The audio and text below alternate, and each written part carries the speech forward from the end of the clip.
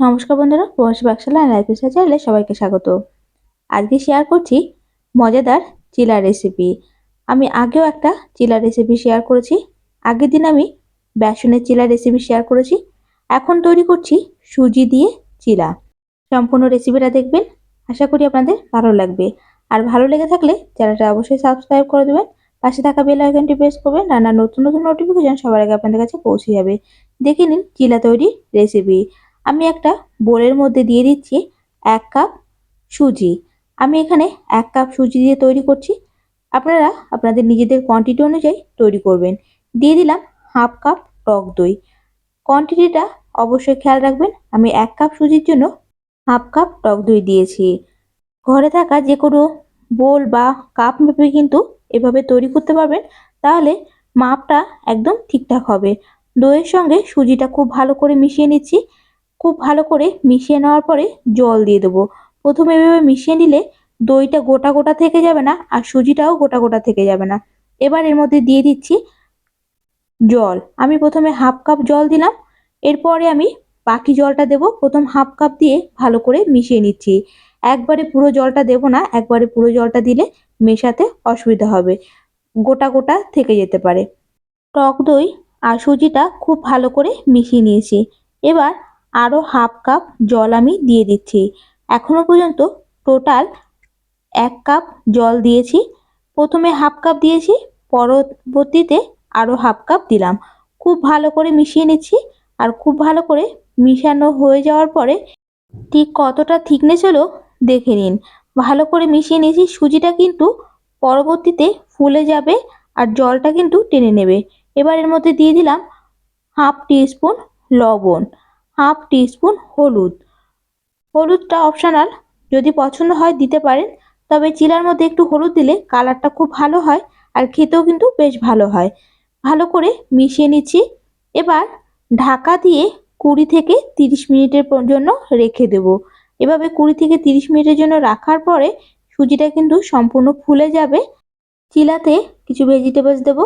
নিয়ে নিয়েছি ভেজিটেবলসগুলো আমি সব একরকম করে কুচি করে কেটে নিয়েছি টমেটো, পেঁয়াজ, ধনেপাতা, গাজর, ক্যাপসিকাম, কাঁচা লঙ্কা আর আদা সবই কিন্তু কুচি করে কেটে নিয়েছি।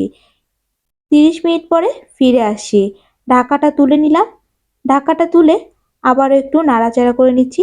দেখুন সুজিটা কতটা ফুলে গেছে আর থিকনেসটা অনেকটা হয়ে গেছে।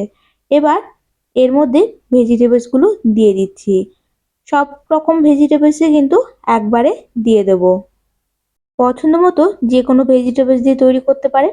চিলা কিন্তু ভীষণই হেলদি একটা খাবার, আর তৈরি করাও কিন্তু খুব সহজ। চটজলদি তৈরি করা যায়। সকালে ব্রেকফাস্ট হোক বা রাতের ডিনার, যখনই চান বা টিফিন হিসাবেও কিন্তু দিতে পারেন। ভেজিটেবলস দেওয়ার পরে খুব ভালো করে মিশিয়ে নিচ্ছি। কতটা গাঢ় হয়ে গেছে, এতটা গাঢ় রাখলে কিন্তু চিলাটা খুব ভালো হবে না। থিকনেসটা অনেকটা পাতলা করতে হবে। আমি আরও হাফ কাপ জল দিয়ে দিলাম। টোটাল জল আমার লেগেছে 1 কাপ সুজি, হাফ কাপ টক দই, সঙ্গে 1.5 কাপ জল। জলটা দেওয়ার পরে খুব ভালো করে মিশিয়ে নিচ্ছি। দেখুন একটা পাতলা ব্যাটার তৈরি হয়েছে। এরকম ব্যাটারই কিন্তু আমাদের চিলা তৈরি করতে লাগবে। এবার ভাজার জন্য আমি এরকম একটা গোল শেপের ননস্টিকের ফ্রাই প্যান নিয়ে নিয়েছি। ফ্রাই প্যানটা হালকা গরম করে দিয়ে দিলাম সামান্য একটু তেল। আমি সাদা তেলে তৈরি করছি, চাইলে অলিভ অয়েলে তৈরি করতে পারেন। যারা ডায়েটিং করছেন, ওয়েট লসের জন্য তৈরি করবেন, তারা অবশ্যই অলিভ অয়েল দিয়ে তৈরি করবেন। আর অলিভ অয়েলটা হালকা করে ব্রাশ করে নিলেও কিন্তু এভাবে চিলা তৈরি করতে পারবেন। তেলটা হালকা গরম হয়ে যাওয়ার পরে ব্যাটারটা দিয়ে দিচ্ছি। আর এভাবে গোল শেপের ননস্টিক প্যানে যদি তৈরি করা হয়, চিলা কিন্তু খুব ভালো উঠে যায় আর শেপটাও বেশ গোল হয়, দেখতে সুন্দর হয়। গ্যাসের ফ্লেমটা মিডিয়ামে রেখেছি। প্রায় 2 মিনিট পরে সাইড থেকে অনেকটা টেনে গেছে, দেখে নিশ্চয়ই বুঝতে পারছেন। এবার সাইড থেকে আমি কিছুটা তেল দিয়ে দিলাম। এরকম তেলটা দেওয়ার পরে আরও 1 মিনিট পরে উল্টে দিচ্ছি। চিলাটা কত সুন্দর উঠে যাচ্ছে, দেখুন সাইড থেকে কেমন সরে যাচ্ছে। উপর থেকে ভালো মতো টেনে যাওয়ার পরে যে এক পাশ ভাজা হয়ে গেছে উল্টে দিচ্ছি। এরকম করে দুপাশেই ভেজে নিতে হবে। আর আমি খুব ভালো করে ভেজে নেওয়ার জন্য সাইড থেকে তেলটা দিয়ে দিচ্ছি। যদি আপনারা অলিভ অয়েলে তৈরি করেন আর ব্রাশ দিয়ে কিন্তু উপরে এরকম তেল ব্রাশ করেও কিন্তু তৈরি করতে পারেন। খুবই কম তেলে চিলা তৈরি করা যায়। চেষ্টা করলে জিরো অয়েলেও কিন্তু চিলা তৈরি করে নিতে পারবেন। একটা চিলা আমার ভাজা হয়ে গেছে, তুলে নিয়েছি। আরও একটা ব্যাটার আমি দিয়ে দিচ্ছি। এভাবে সমস্ত ব্যাটারগুলো দিয়ে চিলাটা তৈরি করে নেব। গ্যাসের ফ্লেমটা কিন্তু আমি মিডিয়ামে রেখেই সবকটা চিলা তৈরি করছি। এরকম করে মিডিয়ামে রাখলে চিলাটা খুব সহজে উঠে আসে আর ভাজা হতে সময়টা কম লাগে। যদি লো ফ্লেমে করা হয় অনেক সময় চিলাটা উল্টানোর সময় বা তোলার সময় ভেঙে যেতে পারে।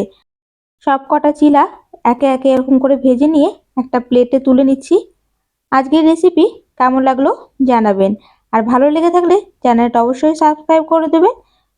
সবাই ভালো থাকবেন, সুস্থ থাকবেন। দেখা হচ্ছে নতুন একটা রেসিপিতে, নতুন একটা ভিডিওর সঙ্গে। সবাইকে অনেক অনেক ধন্যবাদ।